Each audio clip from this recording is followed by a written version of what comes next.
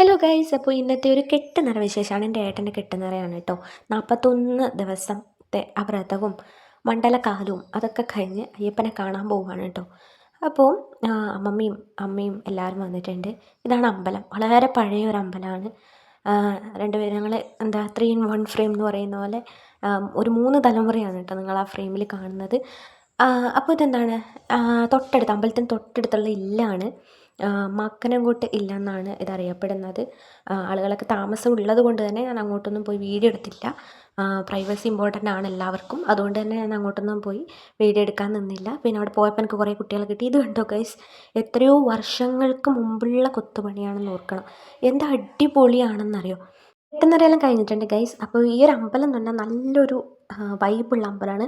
കുറേ വർഷങ്ങൾക്ക് മുമ്പുള്ള അമ്പലമാണ്. തൊട്ടടുത്ത് അമ്പലക്കുളമുണ്ട്. അതുപോലെ തന്നെ എന്താണ് ഇല്ലമുണ്ട്. ഈ ഒരു ഇല്ലം എന്ന് പറയുന്നത് പല സിനിമകൾക്കും വേദിയായിട്ടുള്ളൊരു ഇല്ലം കൂടെയാണ് കേട്ടോ.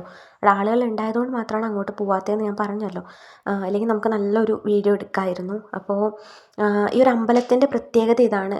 കുറേ കാലങ്ങൾക്ക് മുമ്പ് തന്നെ ഉള്ളതുകൊണ്ട് തന്നെ അത്രയും ഇവിടെയുള്ള കാര്യങ്ങളും അതിൻ്റെ ഒരു കവാടമുണ്ട്. ആ കവാടത്തിലുള്ള കൊത്തുപണികളാണ് ഞാൻ നിങ്ങളെ കാണിച്ചത്. പിന്നെ ഇന്ന് നല്ല സദ്യയായിരുന്നു കേട്ടോ. അവിടെ അമ്പലത്തിലുണ്ടായിരുന്നു, ഞാൻ എടുക്കാൻ മറന്നുപോയി. അത്രയും നല്ല സദ്യയും പായസമൊക്കെ ഉണ്ടായിരുന്നു. നിങ്ങൾ എപ്പോഴെങ്കിലും കാസർഗോഡ് വരികയാണെങ്കിൽ ഈ അമ്പലം വന്ന് കാണണം കേട്ടോ. അപ്പോൾ ഗൈസ്, എൻ്റെ വീഡിയോസ് നിങ്ങൾക്ക് ഇഷ്ടമാകുന്നുണ്ടെങ്കിൽ ഒന്ന് ലൈക്കും പിന്നെ ഒന്ന് സബ്സ്ക്രൈബും ചെയ്തേക്കണേ.